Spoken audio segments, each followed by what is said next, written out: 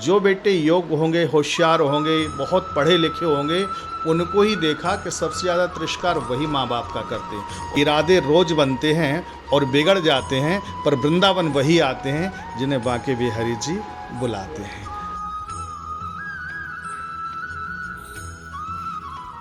वृंदावन सो बन नहीं, नंदगाम सो गाम, और वंशी बट सो बट नहीं, कृष्ण नाम सो नाम।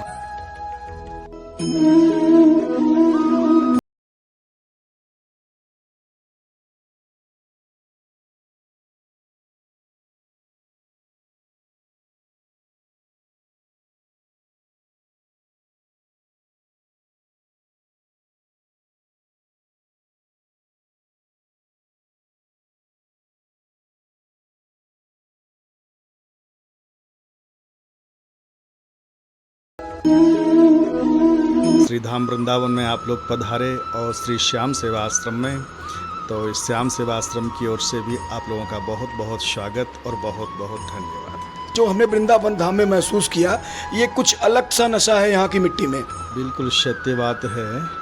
वृंदावन की महत्वता तो जितना बोला जाए उतना कम है। वैसे भी कहते हैं कि वृंदावन सो बन नहीं, नंदगाम सो गाम, और वंशी बट सो बट नहीं, कृष्ण नाम सो नाम। वृंदावन जैसा कोई दूसरा वन दुनिया में है ही नहीं। वृंदावन का अर्थ है, वृंदावन होता है तुलसी और वन माने होता है जंगल। जहाँ तुलसी जी का वन हो उसे कहते हैं वृंदावन। और वृंदावन इतना श्रेष्ठ था कि दुनिया के लोग इसको लाइक करें ये तो बहुत छोटी बात है, लेकिन भगवान श्री कृष्ण का जब अवतार हुआ मथुरा में, और मथुरा में रात्रि को जब पहुँचे गोकुल गांव में, और गोकुल में 5 वर्ष तक वो वहाँ रहे, लेकिन जब गोकुल गांव में भी अच्छा नहीं लगा, कंस का अत्याचार बढ़ गया, तब मन में विचार आया बाबा नंद की कि कहीं और चलना चाहिए, बहुत ज़्यादा कंस का अत्याचार है। तो सोचा इससे अच्छी जगह, सबसे अच्छी जगह हमको कहाँ मिलेगी, क्योंकि व्यक्ति एक स्थान छोड़ता है तो जहाँ जाना है वो सोचता है इससे हमको बहुत अच्छा स्थान मिले। तो सोचा कहाँ अच्छा स्थान मिलेगा, तब आकर के विचार किया सब लोगों ने एक साथ मिल कर के कि वृंदावन से अच्छा कोई स्थान है नहीं, चलो वृंदावन में ही अपना निवास बनाएंगे। तब बाबा नंद ने यहाँ पर अपना निवास स्थान वृंदावन को बनाया। तो 5 वर्ष के बाद में भगवान श्री कृष्ण श्रीधाम वृंदावन पधारे। और यहाँ वृंदावन की एक विशेषता और आपको बताऊं कि वृंदावन में आपने अगर कहीं दर्शन किया हुआ, यहाँ वृंदावन को यमुना जी 3 तरफ से घेरे हुए हैं। वृंदावन में जाने का और आने का केवल एकमात्र एक ही स्थान है, एक जगह से आप जा सकते हैं। आगरा से आएंगे तो भी वहीं से आना पड़ेगा, मथुरा से ही। दिल्ली से भी आएंगे तो भी आपको मथुरा से ही आना पड़ेगा। तो इसलिए थोड़ा सुरक्षित स्थान भी था, और वृंदावन में तुलसी जी का वन भी था, तो भगवान को भी अच्छा लगा यमुना जी के किनारे रहे, इसलिए वृंदावन को भगवान ने स्वीकार किया। दूसरी बात, आज भी वृंदावन में ऐसी महत्वता है कि बिहारी जी हर व्यक्ति को, जो वृंदावन आता है, प्रत्येक व्यक्ति को आज भी भगवान दर्शन देते हैं। अब वो किस रूप में देते हैं, कोई संत के रूप में, कोई ब्राह्मण के रूप में, कोई विद्वान के रूप में, कोई गाय के रूप में, कोई बछड़े के रूप में, कोई वृक्ष के रूप में, कोई भिक्षुक के रूप में, किस स्वरूप में दे देवें, ये बात वो अलग है। हम लोग पहचाने या न पहचाने वो बात एक अलग है, पर भगवान का दर्शन हर प्राणी को जो वृंदावन में आता है उसको दर्शन अवश्य होता है।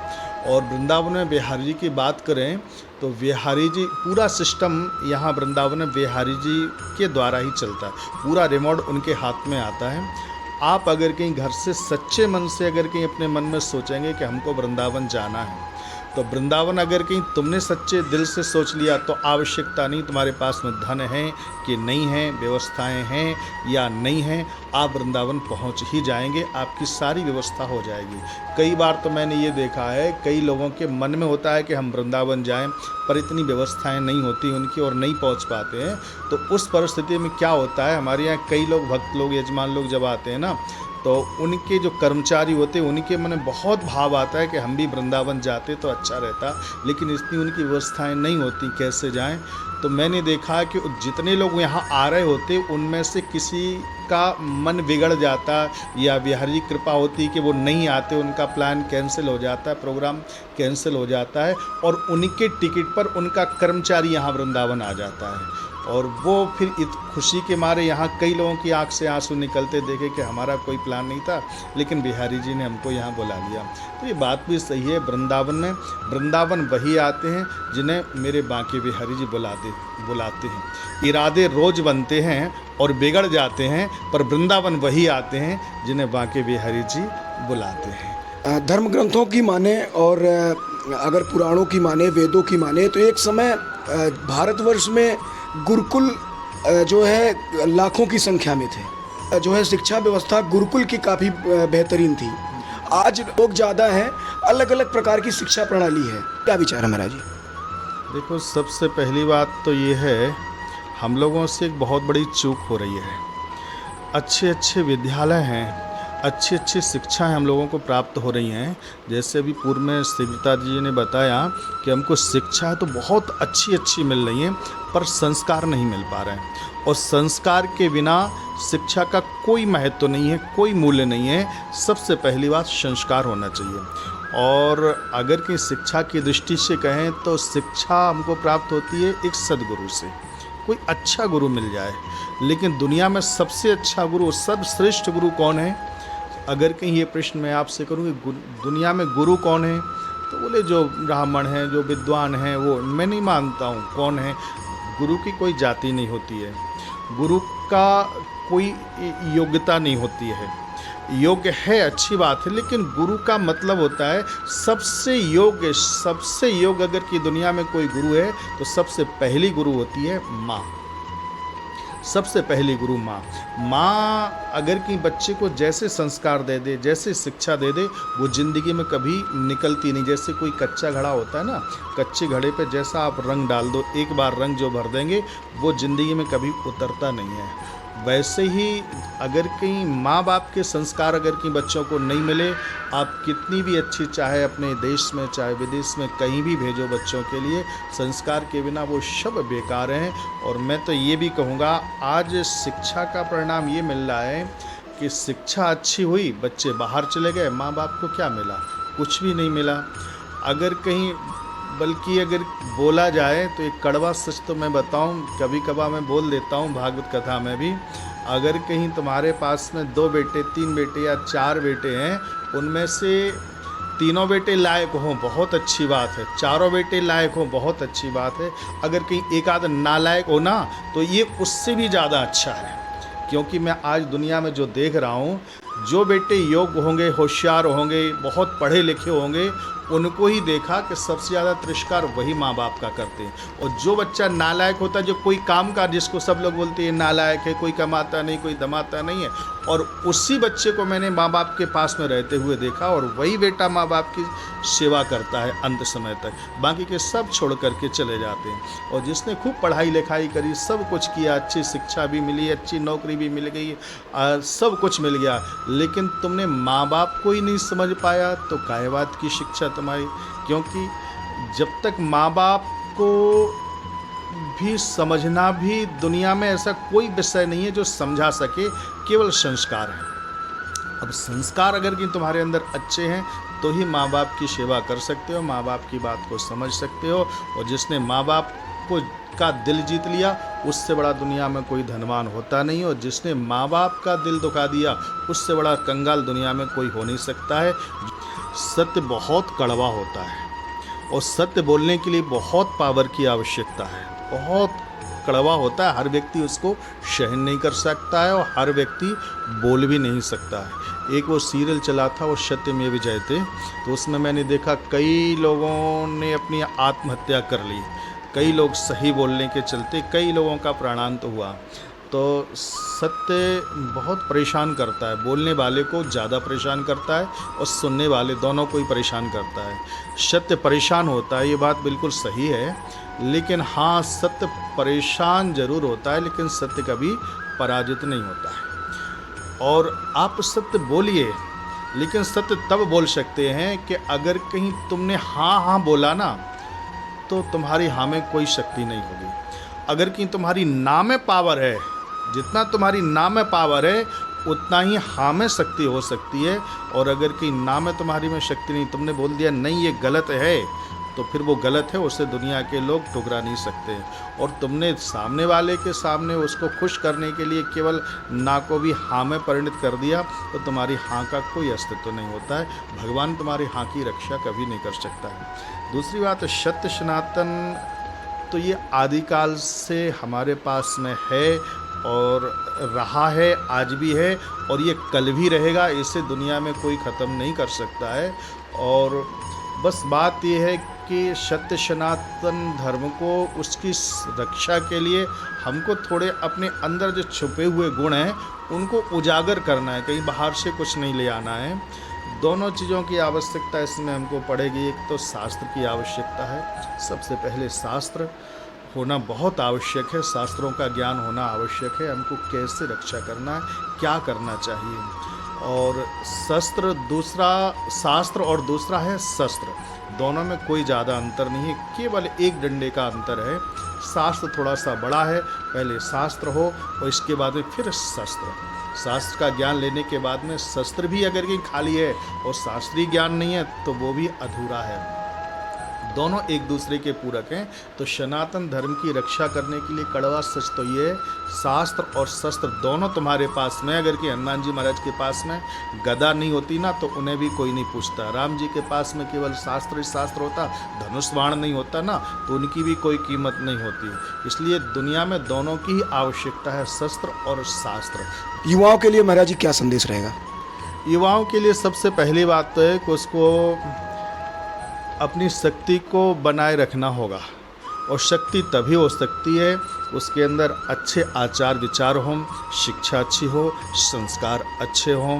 और मर्यादा क्या होती है दुनिया में, वो मर्यादा को समझ सके। अगर कहीं उसने मर्यादा को निकाल दिया, जब तक सबसे बड़ी बात, आज सबसे बड़ी कमी है दुनिया में तो केवल एक ही कमी है कि लोगों ने मर्यादा को उठा करके खूंटी पर टांग दिया है और उसके चलते हम सब परेशान हैं।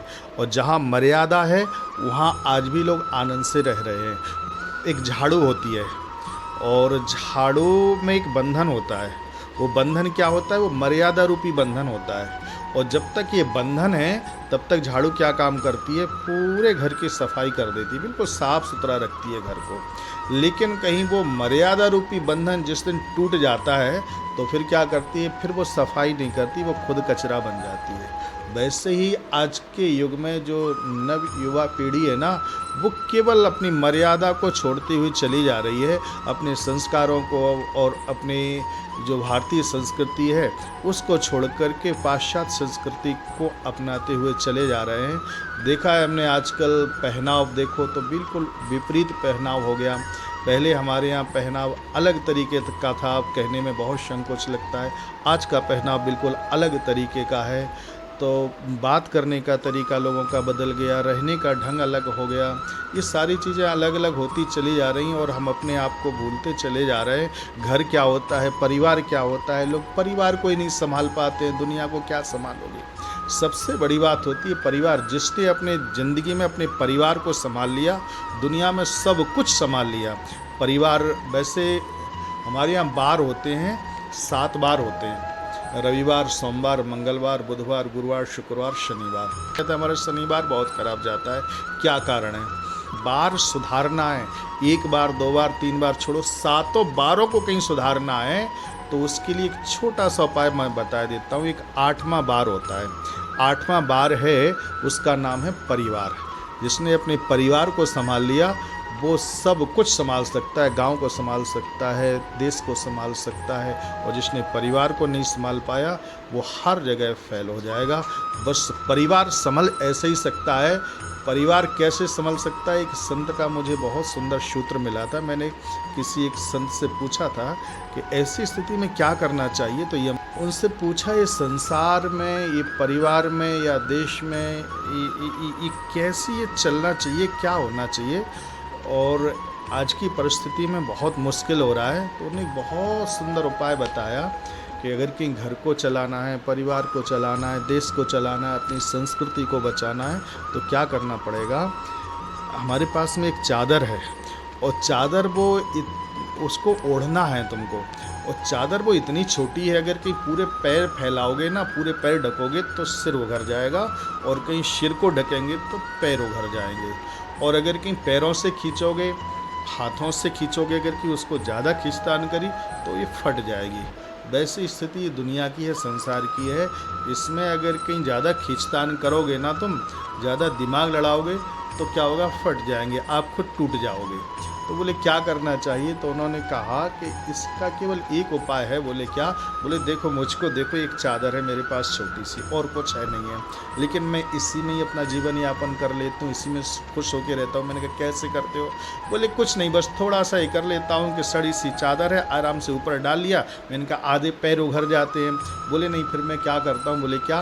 बोले पैर को अपना सीधा नहीं करता हूँ, थोड़ा पैर को मोड़ लेता हूँ, आवश्यकता जब होती है तो पैर को मोड़ लेता हूँ। पैर को मोड़ लिया तो चादर भी पूरी आ गई, हमारा भी कोई नुकसान नहीं हुआ, चादर का भी कोई नुकसान नहीं। तो वो ऐसी कला जिनके अंदर आ जाए, कोई ऐसा कोई सद्गुरु मिल जाए आज की दुनिया में, तो ही व्यक्ति का कल्याण हो सकता है। और ऐसा सद्गुरु दुनिया में माता और पिता से अच्छा दुनिया में कोई हो नहीं सकता है, क्योंकि माता पिता का जो भी व्यवहार होगा वो निस्वार्थ होता है। और दुनिया वालों का कहीं भी आप जाएंगे, कहीं ना कोई, चाहे वो तन से हो, चाहे मन से हो, चाहे धन से हो, कोई ना कोई स्वार्थ जरूर छुपा रहता है। और जिसमें स्वार्थ होता है वहाँ शिक्षा और संस्कार होना बहुत असंभव है।